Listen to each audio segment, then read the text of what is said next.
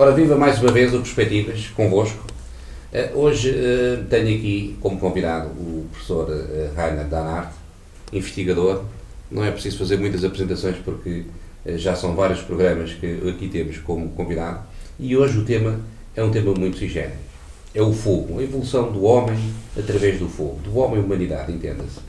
E isto é tão importante como ainda hoje utilizamos palavras que são herdadas do passado. Repare-se, é muito habitual nós dizermos que um determinado prédio tem X fogos, uma determinada urbanização tem X fogos. Isto tem uma origem. Na antiguidade, cada família tinha um fogo para fazer a adoração a uma determinada divindade. Ninguém podia passar sem o seu fogo para celebrar uma divindade. E daí ter-se vulgarizado a utilizar-se o fogo como sendo sinónimo de um agregado familiar. Vejam que ainda hoje utilizamos isso. Dei comigo um dia destes a perguntar na Rainer Danart como é que nas caravelas, nas naus, à noite, eles viam-se uns aos outros, quando ia mais do que uma embarcação, através de uma fogueira que tinham a bordo. E dei comigo a pensar como é que eles acendiam as fogueiras se não havia isqueiros, não havia fósforos. E isto estamos a falar do século XIV, XV, XVI, XVII. E na antiguidade, como é que se fazia fogo? Não era certamente com dois pauzinhos em cima de uma pedra. Rainer, hoje temos o fogo como grande protagonista do nosso programa. Temos aqui um conjunto de artefactos. Isto tem tudo a ver com isqueiros? Isto são tudo isqueiros, mas numa evolução de cerca de... o que está aqui em cima da mesa é uma evolução de aproximadamente 500 mil anos. 500 mil anos. Fantástico. Porque nós diferenciamos os humanoides para os seres humanos com dois aspectos principais. Um aspecto é o andar em pé, portanto significa o ângulo da nossa cabeça em relação à nossa coluna são 90 graus. Quem anda de quatro patas tem um ângulo superior a isso, que nós não temos. Portanto, nós tivemos o benefício de andar apenas em cima dos pés, com as mãos totalmente livres, mas tivemos a degeneração de perdermos um maior ângulo que os outros animais, os cães, os cavalos, outros animais continuam a ter. Há quem faça a distinção do humanoide para o ser humano por causa deste ângulo na coluna vertebral. Há quem faça a distinção por causa do aparecimento da arma. Há quem faça essa distinção por causa Mas há animais também, o gorila, o chimpanzé, usam pau e para espetar, portanto, sobre esse ponto de vista já é uma arma. E então voltamos ao essencial de todo, é a dominação do fogo. A dominação do fogo, exclusivamente o ser humano a conseguiu, nenhum outro animal a conseguiu. E o ser humano começou na fase inicial como? Nós temos aqui a representação, são os nossos antepassados. Aqui vemos a partir de pedras para criar essas pedras que se serviam como arma, serviam como ferramenta, mas também batendo duas, uma contra a outra, faziam faísca. E esta faísca... Qual a quantidade dessas pedras tem na mão? Bom, as mais antigas que eu cá tenho... Estas são as mais antigas. Originais, nada disto é cenário. Cenários não é comigo. Isto são tudo originais. As mais antigas que eu cá tenho, é esta e esta, datam entre 500 mil anos a 430 mil anos antes de Cristo. Os 2 mil anos acabam por não ter importância. Estes são os mais antigos. Depois houve muitos milénios de evolução, chegamos a esses já de muito melhor qualidade. Esses andam na ordem dos 20 mil anos antes de Cristo. E depois temos peças desse género já meio polidas. Aqui já conseguimos distinguir um corte específico a servir de machado, mas também ainda com os golpes de lado. Esses vão até cerca de 1000 anos antes de Cristo. E aqui temos um que se partiu mesmo, e que se partiu, para quê? Porque para fazer fogo. E faziam fogo batendo pedra contra pedra, tendo um bocadinho de palha seca ao lado, e depois assoprando tinham o fogo. A partir de nós começarmos aqui estamos na idade do ferro, depois já começa a utilização do ferro também para a criação do fogo. Nós aqui temos a criação das pedras de sílex, e aqui temos uma representação onde estão a fazer fogo através da utilização de paus apodrecidos e das esfregadas mãos, por fricção, criaram um calor de tal ordem que depois assoprando acaba por fazer fogo. Isto é uma forma muito antiga de fazer fogo, que ainda povos primitivos ainda utilizam, mas exige madeiras secas, exige um certo grau de circunstâncias à sua volta, sem o qual não se consegue. É muito difícil. Nós pensamos hoje que nós somos muito evoluídos. Ainda há poucos dias li um relatório de uma instituição britânica acerca da evolução do ser humano, que alerta que nós estamos a denegrir. As nossas capacidades cerebrais são nitidamente inferiores às do século XVI, muito inferiores em relação a milénios mesmo antes de Cristo. Isto assusta um bocadinho. Assusta um bocadinho. Mas vamos fazer de uma forma muito simples. Imaginamos que nós pegamos em 100 pessoas, qualquer umas que sejam, no meio da selva amazónica. Outras 100 pessoas no meio da selva africana. Outras 100 pessoas no meio do deserto de Sahara. Outras 100 pessoas no meio do deserto de Gobi, na Mongólia, na Ásia. E pegamos em 100 pessoas de Lisboa. Qual delas consegue fazer fogo? Todas, menos as de Lisboa. Os povos primitivos, nestes locais isolados, mantiveram o conhecimento de como fazer fogo, de como manter o fogo. Fazer o fogo é uma coisa, manter o fogo é outra coisa. Até geralmente era a mulher que tratava de fogo. O senhor há um bocado mencionou os fogos, as famílias, era a mulher que tratava do fogo. A mulher fazia o fogo e a mulher tinha que ter o fogo sempre aceso. Sempre aceso. Porque é muito complicado depois fazer novamente fogo. E se nós hoje em dia, sem fósforos, sem isqueiros, uma população de uma cidade considerada civilizada, entre 100 pessoas, 99 não sabem fazer fogo. Falta dessa competência básica. Perderam-na. Isto é assustador. Por exemplo, olha, há poucas semanas nós tivemos um temporal medonho que caiu sobre Portugal e muitas zonas ficaram isoladas sem eletricidade.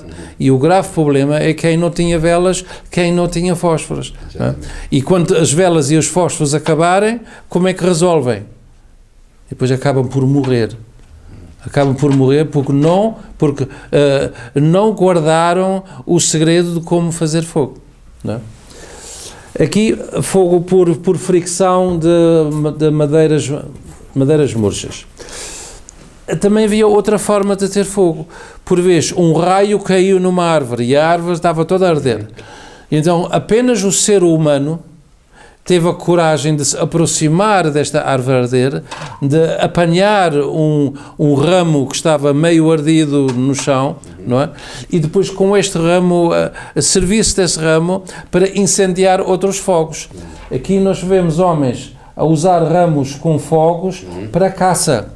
Estão à caça do mamute, o mamute vendo o fogo, fica absolutamente fora de si e acaba por correr.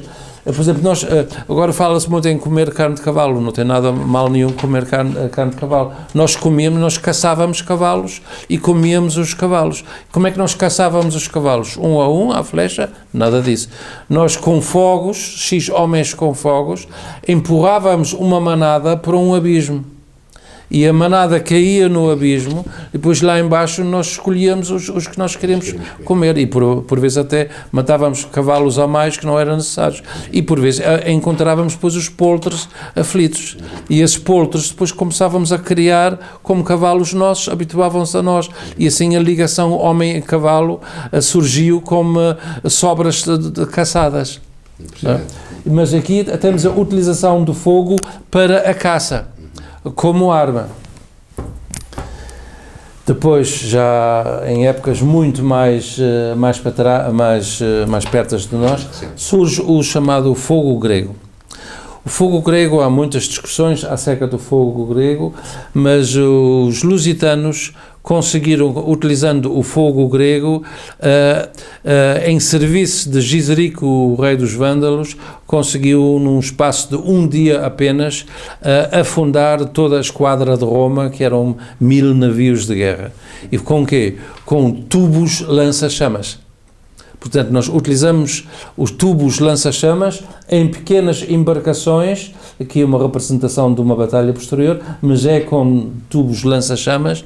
Nós passávamos ao pé de grandes embarcações, triremos, 3 andares, incendiávamos, eles iam todos a fundo. Nós com embarcações muito pequenas, não é? Mas o dominar o fogo, o projetar o fogo a uma certa distância, deu-nos uma vantagem muito significativa. Depois, e como é que se fez o fogo em época romana e por aí fora? Nessa altura já estamos na idade do ferro.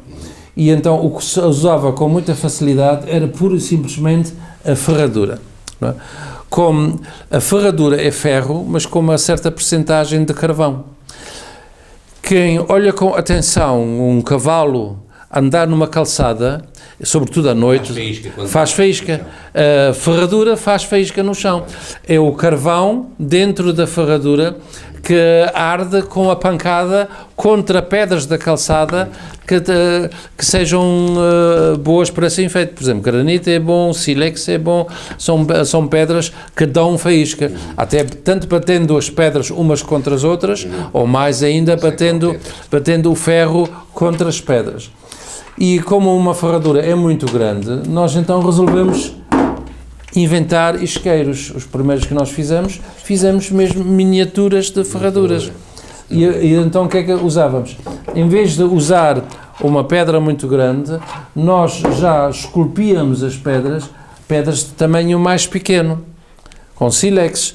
Então nós colocávamos um pano velho em cima da mão, ou até ervas secas, ou até palha seca em cima da mão, até já cortada muito fininha, colocávamos em cima dessa palha ou do pano o sílex, e depois com uma ferradura nós batíamos, e com bater, agora até estalhou um bocadinho, mas com bater eu faço faísca cai em cima do pano ou da palha, começa a arder um bocadinho, assopra-se até ter fogo como deve ser.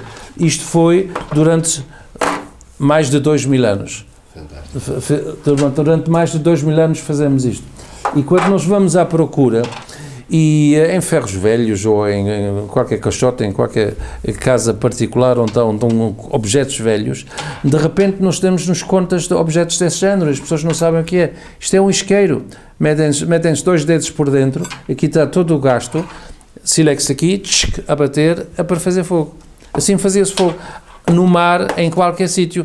O que era necessário, ter uma pedra de sílex, ou um sílex grande, ter uma pedra que fizesse faísca, mas seca, não é? E o pano ou a palha por baixo tinha que estar seca, não é? Portanto, toca a bater.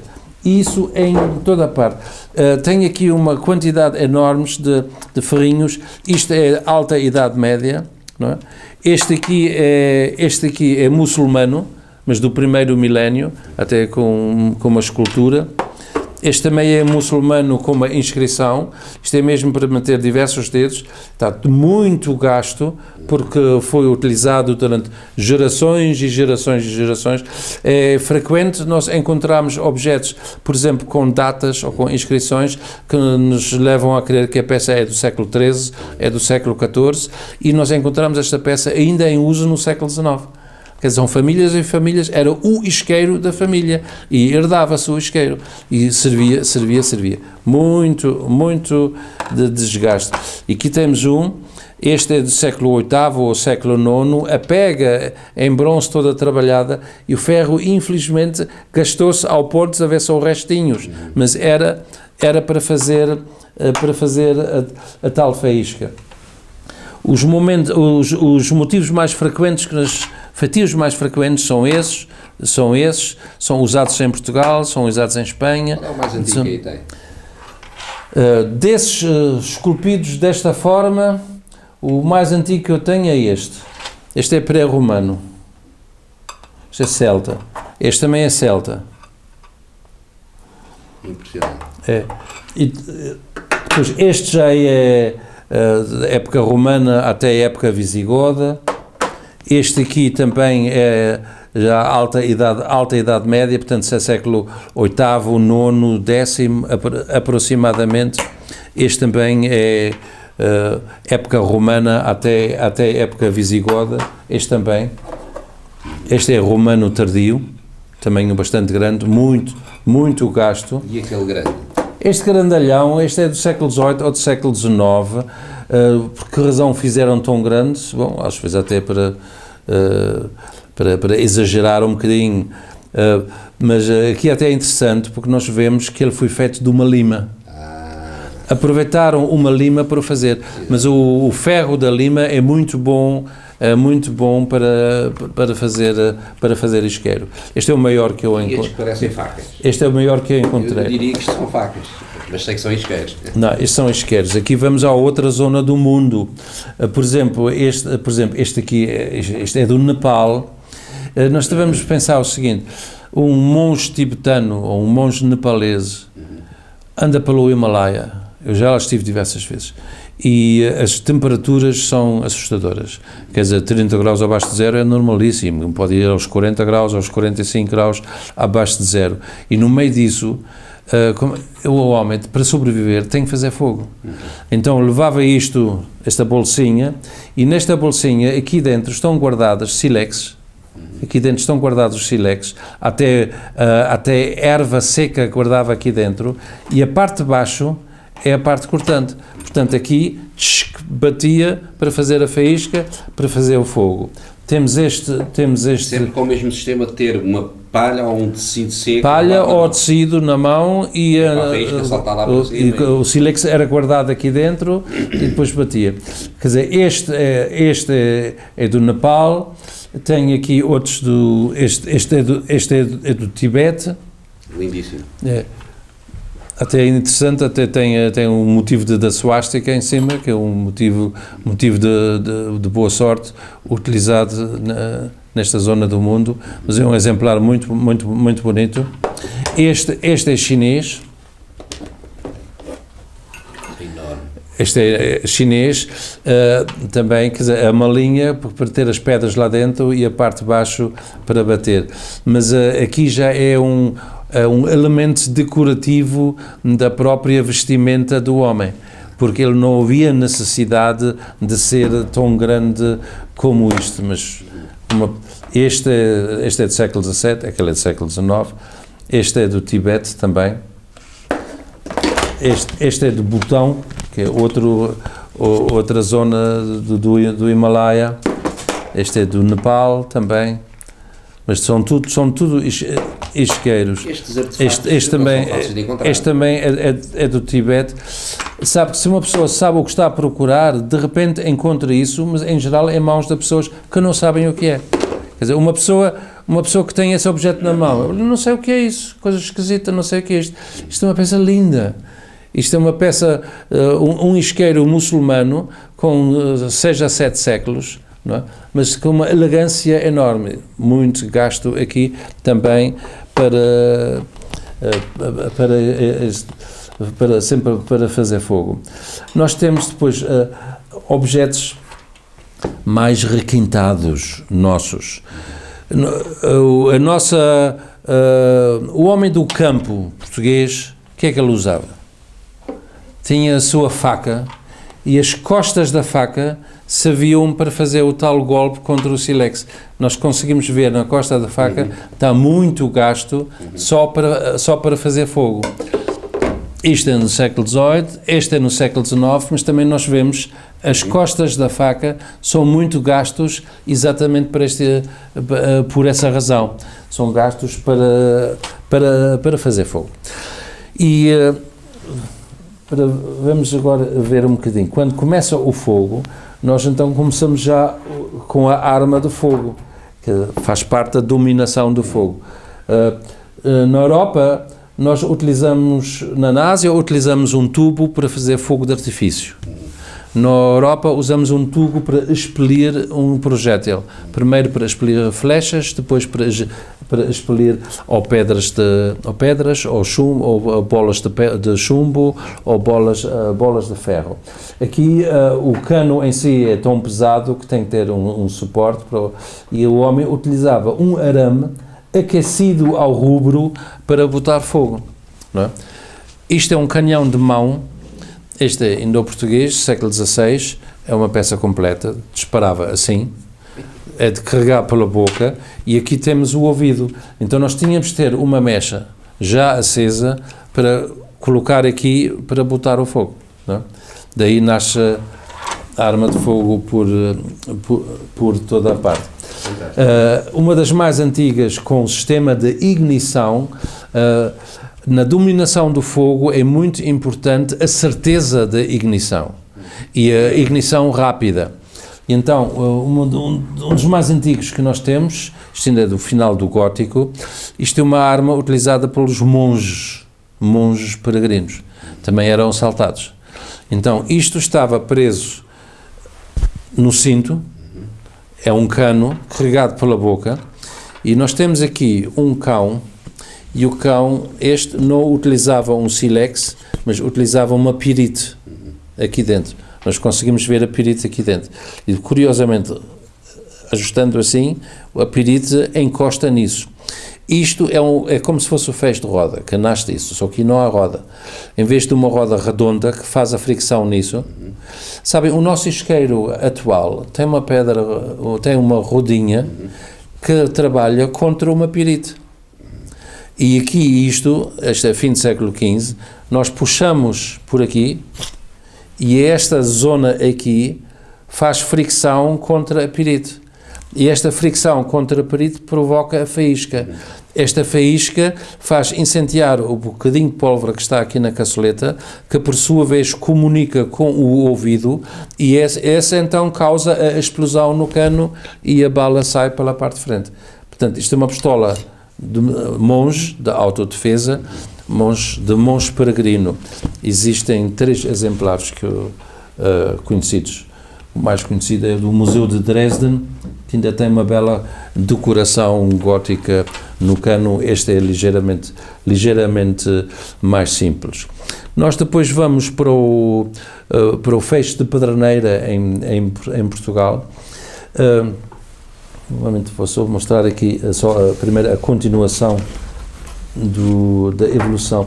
Aqui temos o cano já, um canhão de mão, portanto podemos com facilidade, vemos aqui o disparo. É a origem da bazuca. Sim, mas o bazuca é já um bocadinho muito sofisticado. Aqui temos um exemplar do género desses e... portanto, esta parte aqui é só para sugar por baixo do braço e para guiar, como esses estão a fazer. E aqui temos a caçoleta, é de carregar pela boca, e o fogo é aproximado à mão. Ainda não tem sistema de ignição, a não ser o próprio que coloca o fogo.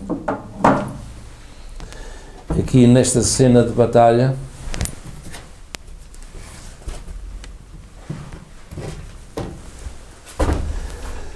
podemos ver 2 homens exatamente com canhões de mão e vemos já um canhão enorme. Isto é uma bombarda que atira pedras gigantes redondas e isto atira pequenos projéteis, não eram muito eficazes, mas já assustavam bastante. E depois vamos para a sofisticação.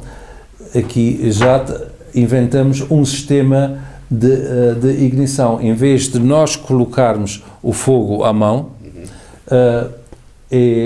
este gatilho faz, através dessas que nós chamávamos a serpentina, o feitio do S, coloca o fogo diretamente no ouvido para dar o tiro. Deste modelo surge depois a espingarda, não é?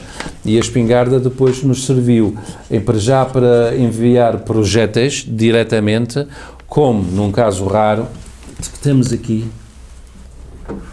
Se alguém me pudesse ajudar só um momento, é que isto é um bocado difícil para manejar. Muito obrigado. Aqui temos uma espingarda de Pedreneira do século XVII. Eu vou só mostrar o sistema da arma de Pedreneira. O cão segura um sílex. O sílex, tal qual como os sílex utilizados para fazer a faísca. A caçoleta levava a pólvora negra, exclusivamente. A tampa da caçoleta fecha e tapa o ouvido. Nós conseguimos ver, há um buraco entre a caçoleta e o cano. A carga principal está dentro do cano, ocupa-se aproximadamente este espaço. Quando eu puxo o cão para trás, pronto para o disparo, esta pedra bate contra o fuzil, faz levantar a tampa da caçoleta, mas como bate contra o fuzil, que é ferro com uma percentagem de carvão, isto produz a faísca. A faísca cai em cima do montinho da pólvora, que começa a arder e faz a ignição através do ouvido, e então rebenta a carga toda interior. Mas, claro, isto levou tempo a explicar, mas funciona tudo numa fração de segundo. Fantástico. Não é? Esta peça do século XVII funciona perfeitamente. Só esta é especial, porque nós conseguimos ver na boca tem o que normalmente se chama um lança-granadas. Este lança-granadas, por sua vez, é especial, porque não atirava lança, quer dizer, podia enviar uma lança normal, mas era mais utilizada para incendiar. Então o que é que faziam? Faziam bolas de chumaços de tecido com alcatrão e com ervas, que eram incendiadas, mas este fogo que ardia aqui não comunicava com o fogo que estava aqui dentro, mas estava solto aqui dentro. E no momento em que a carga da pólvora no fim do cano rebentava, havia um sopro.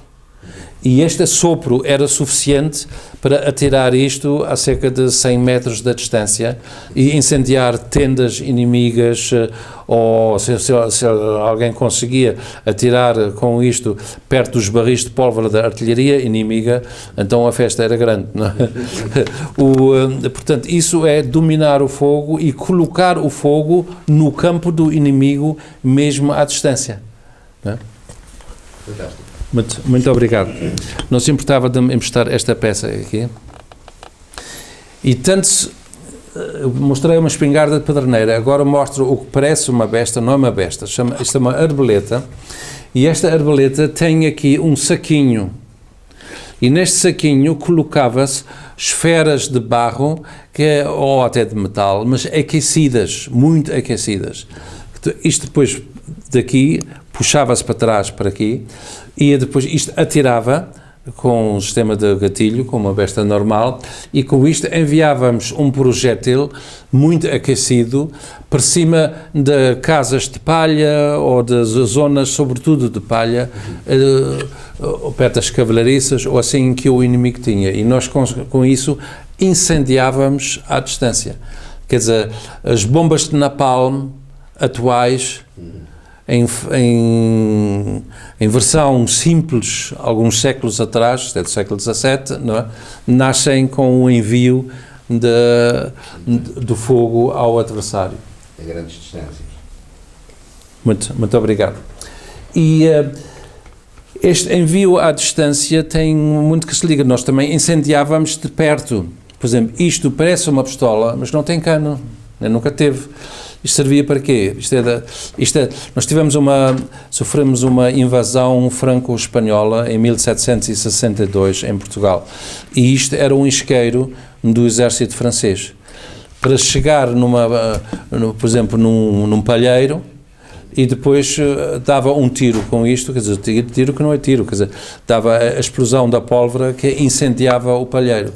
e com isso incendiavam casas, incendiavam estábulos, incendiavam tendas. Com funções militares. Exatamente, é um isqueiro militar das campanhas de 1762, 1763, este que nas nossas mãos e cá ficou. Mas havia coisas mais curiosas ainda. Imagine como uma pessoa está deitada na cama numa albergaria qualquer. Às escuras. Completamente às escuras. E quer de repente ter luz. A pessoa tinha na sua mesinha de cabeceira o que ao primeiro momento parece uma pistola de paderneira.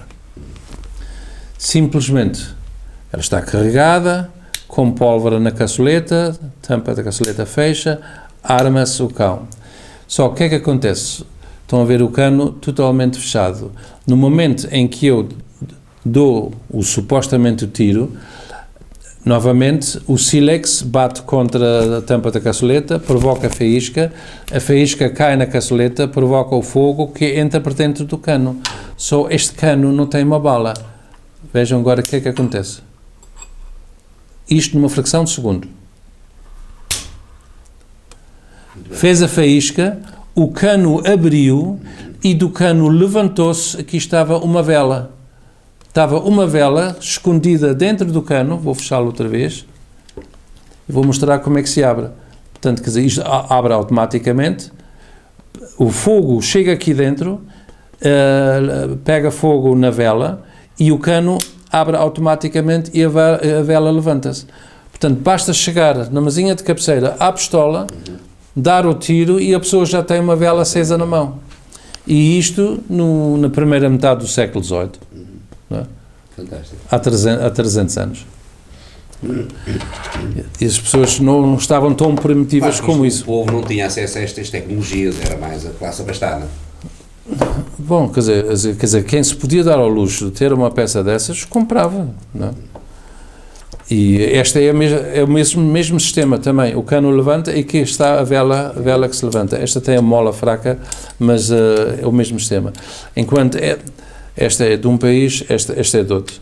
Mas o sistema é igual. É um isqueiro que uma pessoa tem em cima da mesinha de cabeceira. Tem um efeito dissuasor que parece uma pistola. Sim. E tem uma função bastante útil. Sim. Ter volume. Aliás, rapaz, a pistola normal, que é isto, se nós temos aqui, novamente, com o movimento do sílex, isto é a pistola, essa atira mesmo. Mas se nós, em vez de colocarmos aqui só a pólvora com a bala de chumbo, se nós pomos aqui a carga de pólvora, só com uma buchazinha, o que é que acontece? Sai uma chama medonha e com esta chama nós podemos incendiar o que nós quisermos. Não é? Está a ver? Muito bem. Ela, ainda funciona. Claro, funciona. As coisas são feitas para funcionar. É uma pistola muito bonita. É. Mas algum personagem que a gente conhece? Sim. Está aqui o brasão de um fidalgo português, se quiser ver. Uhum. Este é Reinado Dom José. Quer dizer, mesmo a arma pode servir como isqueiro. Exatamente. Não é? Há umas peças que eu considero interessantes. Por exemplo, aqui, isto é um anel, uma pessoa enfia o anel e depois tem um isqueiro montado em cima. Este isqueiro funciona também com paderneira. A paderneira bate contra isto, o sílex bate contra isto, e aqui dentro não comunica com pólvora nenhuma, mas aqui tinha algodão embebido com pólvora, o que fazia uma chama muito grande. E uma vez armado, agora não vou disparar porque não tem o sílex lá dentro e podia magoar, por isso vou deixar aberto, mas vou só mostrar como é que funciona. Vai para trás e o gatilho é este, então bate assim para a frente e com isto faz uma faísca muito grande e com essa faísca já consigo incendiar o que eu quiser. E para ter mais desta lã, temos aqui um reservatório deste lado que se abre assim, onde tenho mais metido, que é uma recarga para carregar novamente. Tudo isso num dedo. Tudo isso no dedo. É um isqueiro. Era muito engenhoso. Um isqueiro usado no dedo.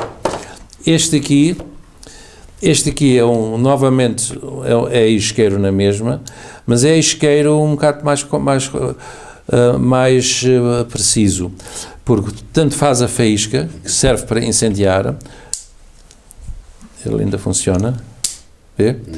Como a ligação do ouvido entra aqui dentro para um cano não na horizontal, mas um cano na vertical. E este canozinho na vertical tem um fundo que se mexe. E a força da explosão deste bocadinho de pólvora que está aqui dentro faz levantar isto. Isto, por sua vez, faz mexer este ponteiro. Está a ver? E neste ponteiro é que eu consigo ler qual foi a força da explosão da pólvora. Portanto, isto tanto é isqueiro como é um provador de pólvora. E depois, para medir a carga, temos aqui a própria pega que se mexe e que tem aqui as indicações. Quer dizer, isto é 1, 2, 3, tem aqui as numerações. Nós podemos ver, cada vez que uma pessoa faz a sua própria mistura da pólvora, a pessoa quer saber se ela está em condições, qual é a melhor mistura que consegue fazer.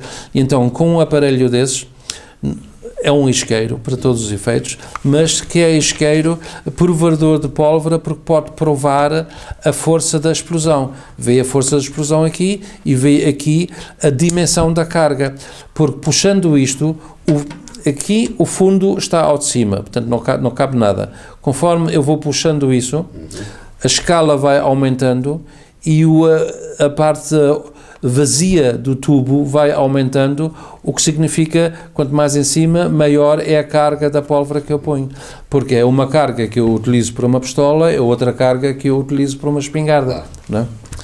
Tudo isto é multiuso de um isqueiro. Aqui temos uma peça do mesmo género, também multiuso de um isqueiro. Aqui puseram uma peça de madeira só para não magoar, mas também, quer dizer, seria um silex, bate contra isto, fazes faísca, bate contra isto e aqui tem um bocadinho de pólvora lá dentro. Esta pólvora, por sua vez, faz rebentar a carga que está aqui, e esta carga que está aqui faz mexer depois o fundo, que novamente num ponteiro mostra-nos a força da explosão. Só aqui não temos medidor, não é? Mas estão também prontos a funcionar. Fantástico. Este data do século XVIII. E aqui nestas peças há peças que são deliciosas. Eu vou, por exemplo, mostrar. Isto é japonês.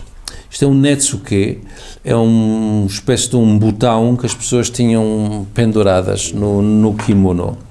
Este netsuke é um isqueiro. É em aço, é embutido em ouro e cá dentro temos um feixe de pederneira. Um momento só, vou puxá-lo para trás. Um momento, ele está um bocadinho perro, pronto, já encaixou. E agora temos aqui a tampa da caçoleta. E aqui dentro temos outra vez o sítio para pôr o tal algodão. Se eu fecho isso, há este botãozinho pequenino, eu carrego neste botão, quer dizer, estamos a falar com uma peça com 300 anos, eu carrego neste botão e agora o cão bate contra isto, faz a faísca e este algodão que estava aqui dentro incendeia-se, saca? Se tivesse agora o algodão cá dentro, tínhamos aqui uma chama grande. Impressionante. Quer dizer, isto mesmo no alto mar, de um momento para o outro, temos fogo. Quer dizer, as pessoas arranjavam soluções. E depois havia pessoas que gostavam de ter uma coisa mais bonita que os outros. Este é português.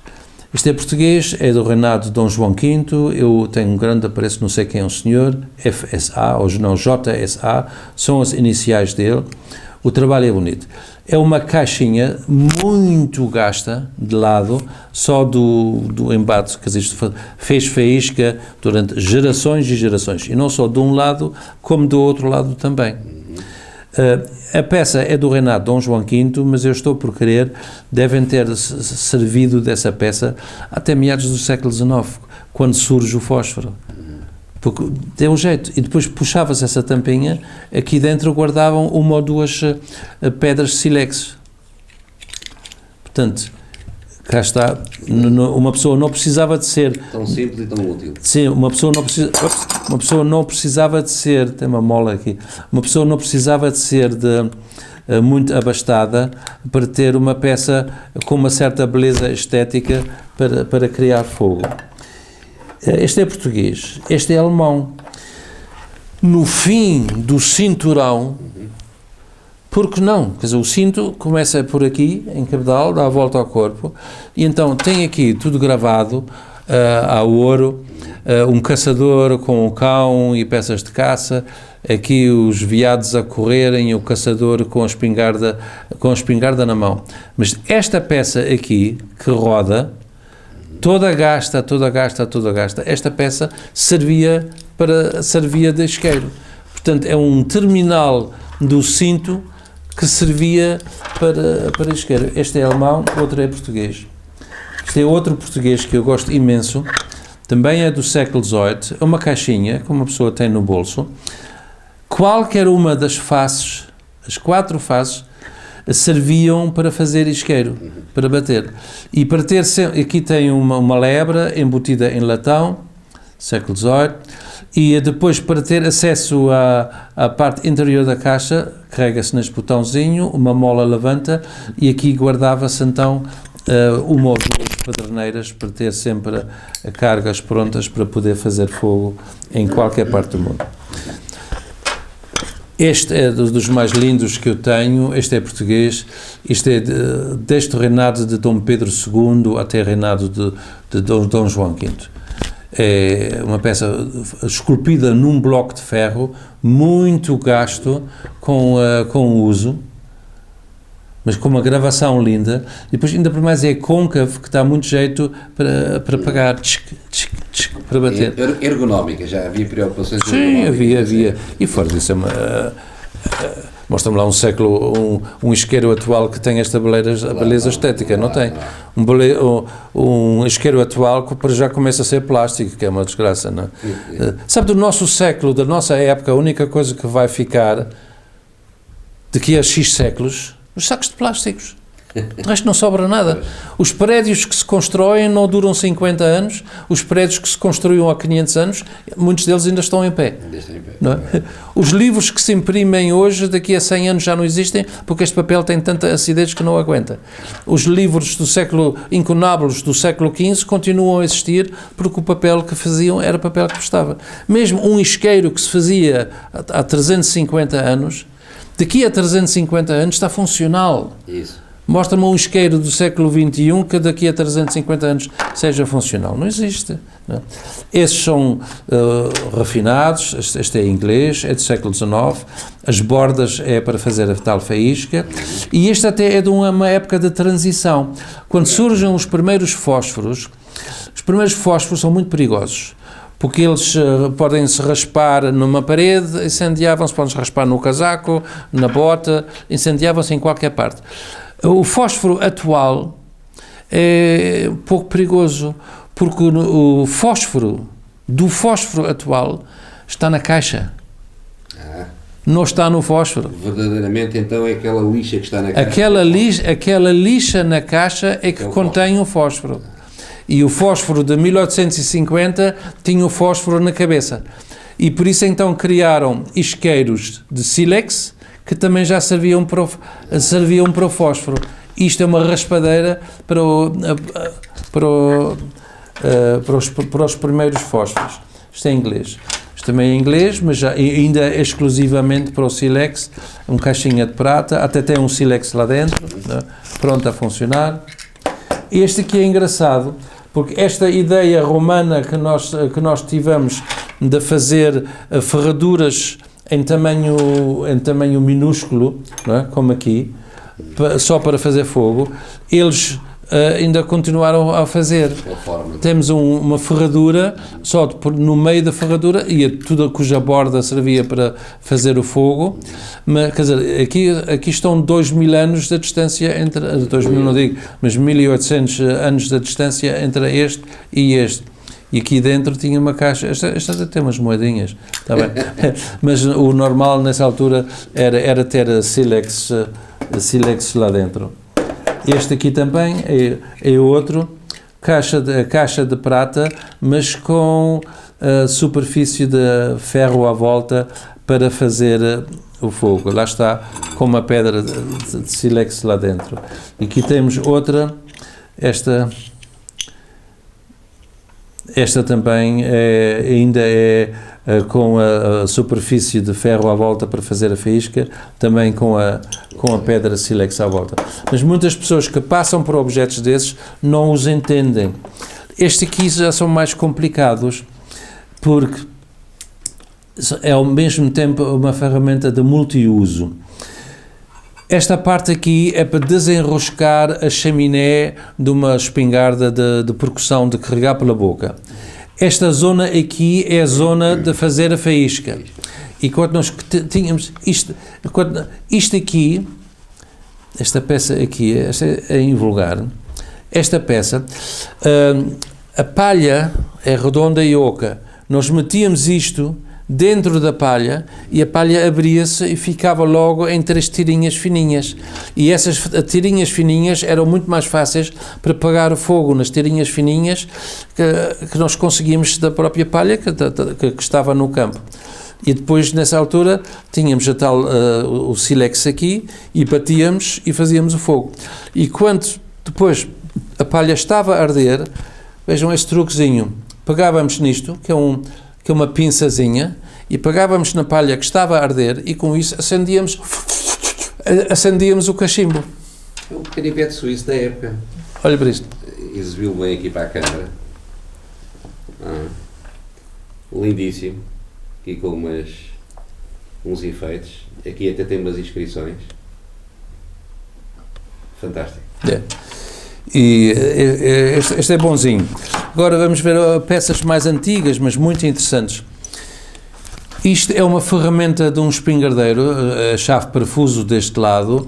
Aqui é uma peça que servia para apertar as molas, mas este martelinho aqui em cima servia exatamente para partir o sílex, para nós termos uma dimensão da pedra utilizável. Portanto, isto é o martelo para partir sílex e esta cabecinha é depois cortar as pontas ao sílex para ele ficar ao nosso agrado. Isto é Ripoll, século XVII para o século XVIII. Ripoll é uma terra nos Pirineus que sofreu muito, porque a grande especialidade era a fabricação de armas e um dia foi invadida e todos os espingardeiros foram todos fuzilados. Isto é também uma ferramenta de espingardeiro. Aqui temos uma chave parafusos. Aqui temos um espigão para desentupir o ouvido, para haver a fácil comunicação. Isto servia como martelinho. Isto é martelinho para bater no sílex, isto é martelinho para partir as esquinas ao sílex e isto é a fase para esfregar no sílex. Para nós termos a certeza, esta pedra aqui é boa, nós fazíamos essa experiência, porque nós tínhamos que ter essa ferramenta connosco, porque nós tínhamos que ter a capacidade de encontrar sílex, pedras boas para faísca, e com essa ferramenta nós tínhamos isso ao nosso acesso.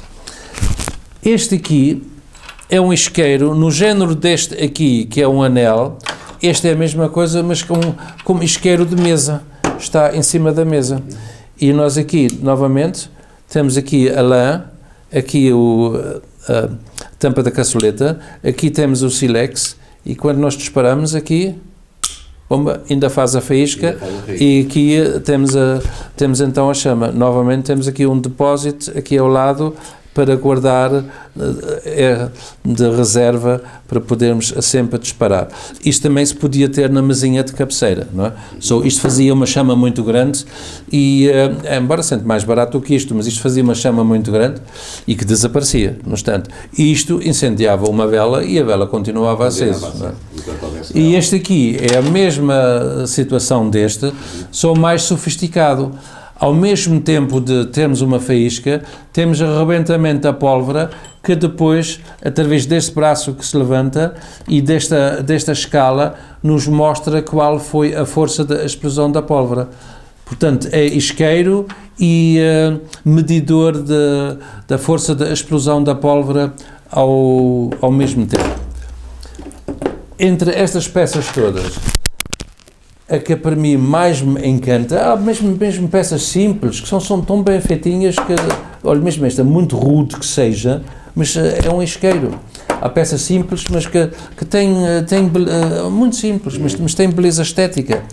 Agora, para mim, a que mais me encanta de todas é esta. Isto é um gênio. Isto é um gênio que fez isso. Isso foi um espingardeiro que fez este isqueiro. E então, como é que ele faz o isqueiro? Para já, coloca no isqueiro um canivete. Não é? Com este canivete, ia ao campo e cortava a palha. E depois, quando tinha assim uma série de palhas, metia as palhas nestas ranhuras aqui. Estão a ver? Estas ranhuras. Ele metia as palhas nessas ranhuras e, ao mesmo tempo, puxava 8 palhas, que ficavam todas elas cortadas, porque essas ranhuras, cada uma delas, tem umas 4, 5 lâminas. Portanto, puxava, e de 8 palhas, de repente, tinha 32 ou 36 tiras muito fininhas, que colocava em cima da mão. Claro que tinha um efeito muitíssimo superior. E depois de ter as tirinhas, depois nesta zona aqui até está o nome dele, o nome do fabricante, ele assinou, criou esta peça de propósito, nós conseguimos ver, está muito gasta por ter muitas décadas e décadas de uso como isqueiro. E com isto, depois, batia a faísca. E depois tinha uma pinça, pegava numa palha que estava a arder e depois servia para incendiar o que ele quisesse, o cachimbo ou outra coisa que seja. Mas eu gostava que o meu amigo mostrasse isso de forma que se visse bem, porque a qualidade disso é extraordinária. E depois tudo com acabamento de alta qualidade e com gravações lindas. Esta é uma peça de origem... Este é assinado por um espingardeiro Orbea, é um espingardeiro da cidade de Eibar, e data do século XVIII. Mas meu amigo está a tapar exatamente a parte mais linda, que é a pinça. Muito bem. Não é? E com isso, vou só agora mostrar como última peça. Bom, ainda vou mostrar outra. No campo usava-se também um isqueiro assim, uma mecha, e tinha aqui o isqueiro, a tal tirinha muito gasta de bater no sílex. O tubo é de prata, aqui temos uma mola que é segura, portanto é a forma de... Isto é o isqueiro utilizado no século XIX. O isqueiro utilizado no século XX é a tal roda que esfrega numa pirite, e essa pirite e depois essa mecha dá-nos o fogo. Ainda vou mostrar uma peça que é muito simples, mas bela. Esta esculturazinha é um isqueiro do século XVIII, mostra um leão em cima de uma bola. A bola é o símbolo do mundo. Isto é de um fidalgo de Altastir, porque esta é uma obra de arte. A base da escultura de bronze dourada a fogo é um isqueiro. Portanto, ele tinha isto no bolso e depois fazia o fogo quando quisesse. Vejam isso. Quer dizer, com isso tudo, o que é que nós aprendemos? Nós aprendemos que os seres humanos, durante muitos milénios, sabiam fazer fogo. Mas aprendemos que houve gente muito preocupada em ter uma maior certeza numa boa faísca e numa rápida ignição. Mas aprendemos que houve gente que, com vontade de pagar muito bem a grandes artistas para criar autênticas obras de artes em simples objetos de fazer fogo. Não é? Mas, infelizmente, também aprendemos que nós somos a geração decadente que já não sabe fazer fogo. Não é? Mas isso leva-nos a pensar, eu acho que todos devíamos ter velas e fósforos em casa para maus dias, porque pode atrapalhar mesmo muito se nós não temos acesso ao fogo. O dominar do fogo tanto pode ser para o bem como pode ser para o mal. Claro, e ali é a nossa preocupação da manutenção do nível ético e moral, mas que o dominar do fogo, tanto o homem da pré-história que quer apanhar um mamute, como um homem atual que dá uma ordem e alguém carrega no botão e um míssil intercontinental se levanta e rebenta um país inteiro, tudo isto faz parte da dominação do fogo. Portanto, a dominação do fogo tem muito que se lhe diga. Costuma-se dizer que a maior invenção do homem que é a roda. Eu tenho para mim que é o fogo. O fogo e o seu domínio é de facto não só a maior invenção, como o maior contributo para a evolução da humanidade, e sendo certo que hoje temos menos competências que tinham os nossos ancestrais, porque de uma forma tão simples conseguiram fazer o mesmo que fazemos hoje. Só que hoje estamos mais dependentes das máquinas e das maquinarias, e outrora não estavam assim tão dependentes. Até um monge no Tibete conseguia fazer fogo nos sítios mais recônditos. Rainer, mais uma vez, muito obrigado. Esta foi uma lição extraordinária. Eu espero e recomendo que quem tenha responsabilidades letivas recomende este programa aos seus alunos, aos seus formandos, porque na realidade é importante sabermos como é que chegámos até aqui com artefactos desta natureza, e o importante que é termos alguém, o Rainer, que se preocupa com estas coisas e sobretudo em divulgar e em explicar o sentido prático de todas estas ferramentas. Espero que tenham gostado. Contem connosco para o próximo programa, que vai ser tão interessante como este, porque mais dificilmente será. Muito obrigado. Carpe diem.